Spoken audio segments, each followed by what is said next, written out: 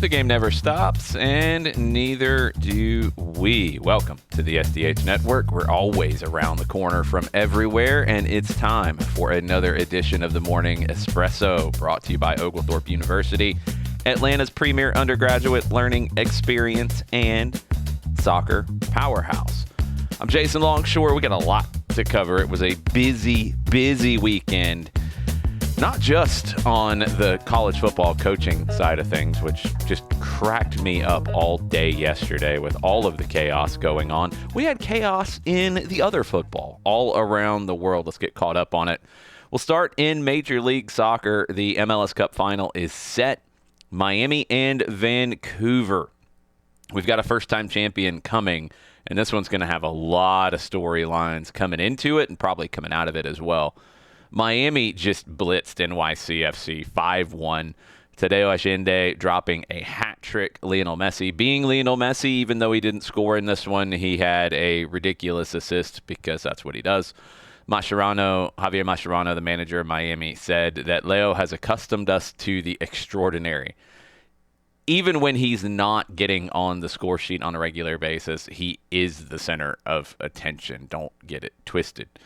Miami have outscored their opponents 17-4 in the postseason. Messi has a playoff record, 13 goal contributions.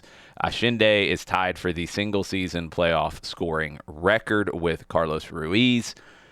Miami's playing at a different level right now, but so is the team that they're going to face in the final, Vancouver.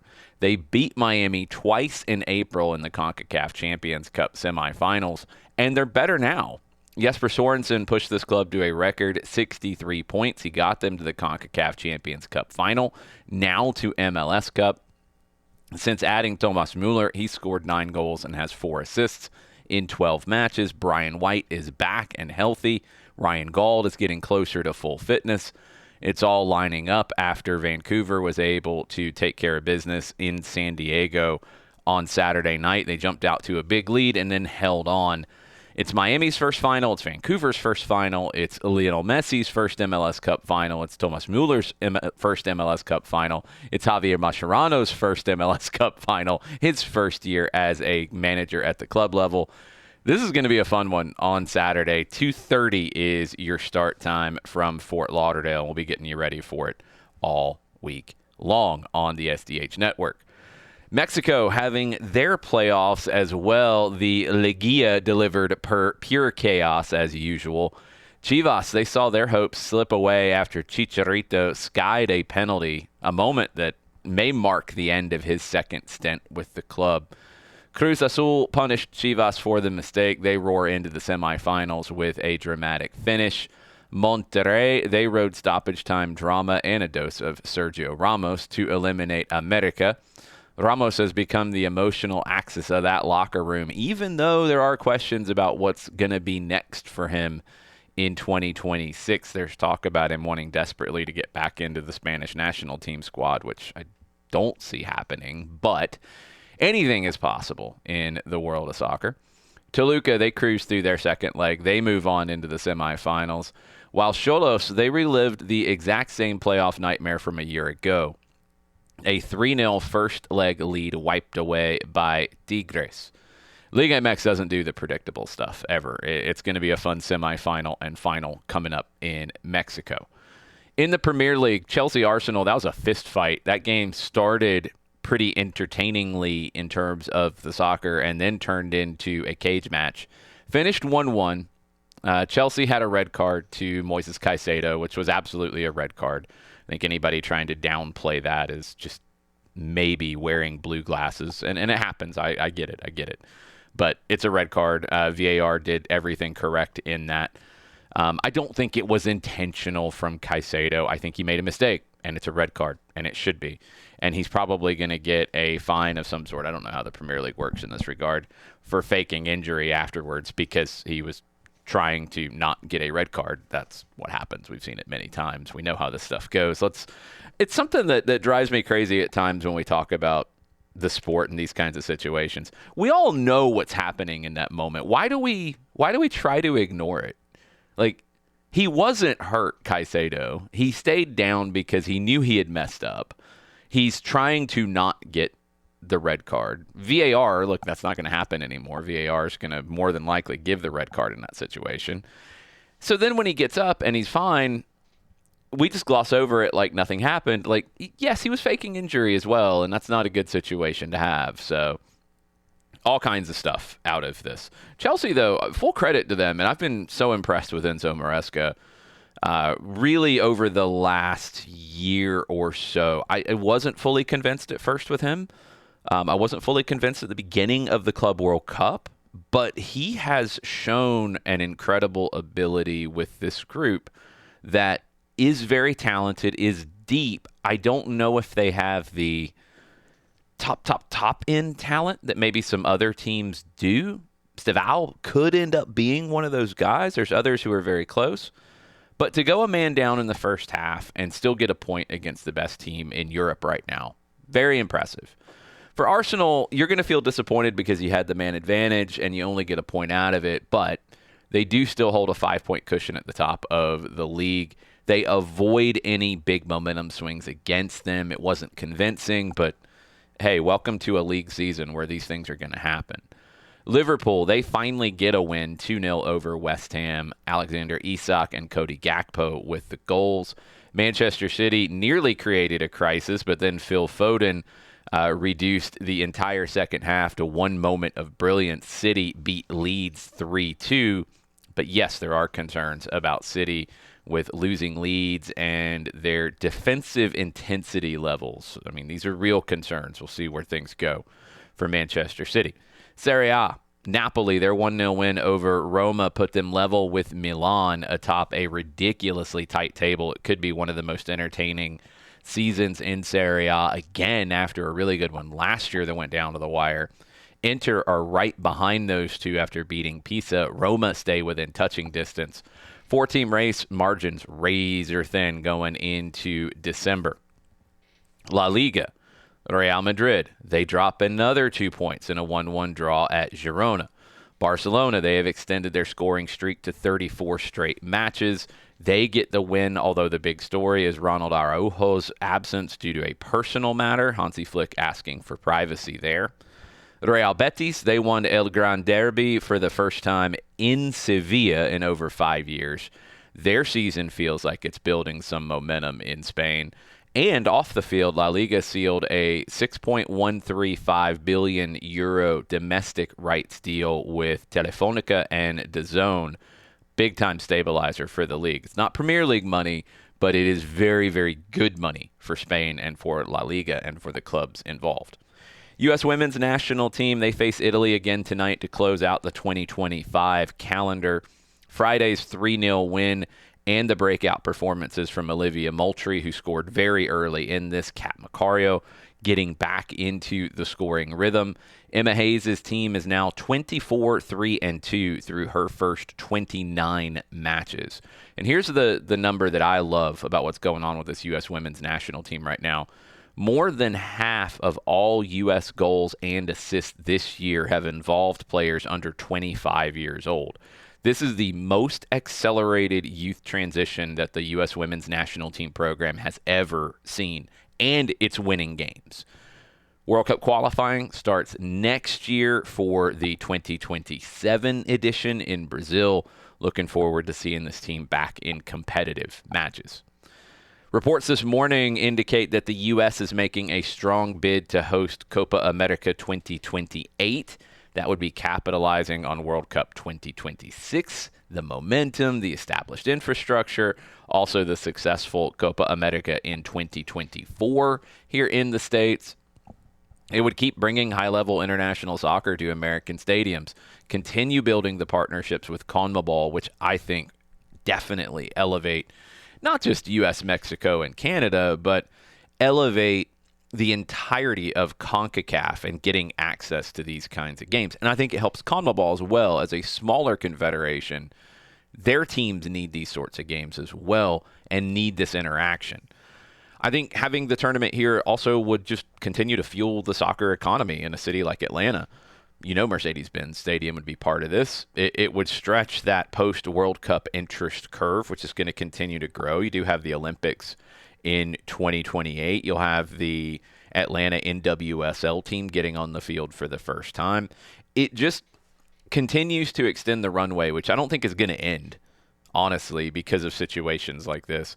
It's just going to continue to bring major events. If this bid succeeds, I think it's another element to not just Atlanta being the epicenter of soccer in North America, but also just soccer being fully mainstream in this country. And, I think in a generation or two, we're not even going to be questioning that anymore. Doesn't mean it has to be as big as the NFL. Worldwide, it is for sure bigger. But in the States, we have other sports, and that's great. And I think that's what makes our country a lot of fun from a sporting perspective, is everybody gets swept up, even if you're not a huge NBA fan. If the NBA finals are a big deal and a big talking point, everybody gets swept up into it. Same with baseball, same with football, same with college football, same with other sports. It's, the Olympics always grab your attention for sports that you don't follow on a regular basis. We're a country that loves sports. And I think what's been really gratifying for me during all of this and seeing all of this is soccer is just one of those sports now. It's just part of the conversation. And what's really cool as well in our sport here is that women's soccer is just part of that conversation now. And I think we'll see that during the Women's World Cup in 2027. We'll see that during the Olympics in 2028. We're going to see that during the 2031 Women's World Cup, which, if you haven't checked it out, I did a feature on Atlanta's role in the bid as the bid book was released on Friday. It's a hugely ambitious bid book for what the U.S., Mexico, Costa Rica, Jamaica joint bid wants to do. They're projecting $4 billion of revenue. It's going to be the largest Women's World Cup ever. There's a huge focus on the legacy of it, increasing participation for young girls playing the sport in all 4 countries, long-term impact. Atlanta is positioned as a major player in this Mercedes-Benz Stadium, obviously part of it. Atlanta is positioned as one of 2 possible locations for the World Cup draw for the 2031 Women's World Cup. They have not said anything about the final, but I am absolutely trying to manifest this into reality. I think Atlanta will be a contender for the final. I think Atlanta should get the final for the 2031 Women's World Cup. And it just continues to grow, all of this. And it's not tied purely to the men's game. It's everybody. That's what's cool about this, is the men's game and the women's game are growing at unprecedented levels. And now they're just, again, part of the conversation. At least here in Atlanta it is. We can talk about everything that we do on 92.9 The Game and Odyssey and just how soccer is part of the conversation like the other sports in town are. That's the game changer, right? I think maybe for the longest time, what people wanted was to be overtaking things. No, I think what's cool now, and maybe it's because the media landscape has changed and social media and like all of it, the way we consume stuff is different. You don't have to overtake stuff. You just got to carve your space out. And it's a pretty big space that's been carved out for this game that we love. And it's exciting to see with a Women's World Cup that's going to be gigantic. Hopefully Copa America coming back. The Olympics, the Women's World Cup in 27, NWSL, the World Cup next summer, all the things. It's just nonstop. That's why the game never stops, and that's why we don't either on the SDH network. More to come here on Morning Espresso, Copa Libertadores. You'll get a breakdown on all of it from Howard Hamilton later today on the Copa Libertadores show. But Flamengo, they won their 4th Copa Libertadores 1-0 over Palmeiras. Felipe Luis is now a continental champion as both a player and a manager, and Flamengo books their spot in the 2029 Club World Cup. Argentina, playoffs going on right now, also the promotion playoffs. Estudiantes de Rio Cuarto, they return to the top flight for the first time in 40 years. Boca Juniors, they advanced to the Clausura semifinals behind Ayrton Costa's strike against Argentinos Juniors. And reports about River Plate, they are preparing a major rebuild with $20 million earmarked for reinforcements and several players heading out the door, including our old friend Pity Martinez. Norway, for the first time since 1991, Viking Stavanger are the champions. A 5-1 win on the final day capped a 7-game winning streak and unleashed decades of pent-up emotion in Stavanger. Storybook ending for Viking. College Cup, the madness continues there. Furman and Hofstra yesterday with our own Madison Cruz on the call. Totally chaotic. Furman took a 3-1 lead and gave up 2 goals in like a minute. Went 3-3, went to extra time, golden goal. Nobody could score. Went to penalties. Furman ends up advancing there. Maryland behind Rocket Rita Rita, who came out of the Atlanta United and Charlotte academies. They cruise into the quarterfinals. TCU, they have reached the Women's College Cup for the first time with a dramatic golden goal at Vanderbilt. These tournaments are always worth your time. You can watch all of it on the ESPN app. Here's your refill headlines from around the world. Aitana Bonmati is sidelined, a fractured fibula. She is out indefinitely and will miss the second leg of the UEFA Women's Nations League final against Germany. First leg finished scoreless in Germany. Second leg will be in Madrid. Lyon, they go top of Ligue 1. Tovan, his brace pushes them past PSG, who lost to Monaco over the weekend. Ajax, they had a match abandoned. Fireworks lit off by the fans in the stands force a restart on Tuesday behind closed doors against Groningen. Embarrassing situation. Ajax not happy about it and issued a pretty heavy statement against their fans for that one. South Africa, they named their AFCON squad. They've called in 2 uncapped 20-year-olds as they look ahead to the World Cup next year and trying to increase the depth of that squad. Nacional, they lift the title in Uruguay. Christian Ebery, he scores a winner in the 114th minute against their eternal rivals, Peñarol. 50th league title for Nacional. The J-League title, that'll be decided on Saturday. Kashiwa 1 point behind Kashima. Going to be a very fun ride. That's been one of the most competitive leagues this calendar year. Looking forward to that. You can watch a lot of the J-League internationally on YouTube. Go check that out. Arsenal reporting from ESPN that they have agreed to a deal for 2 Ecuadorian twins who are 16 years old at Independiente del Valle.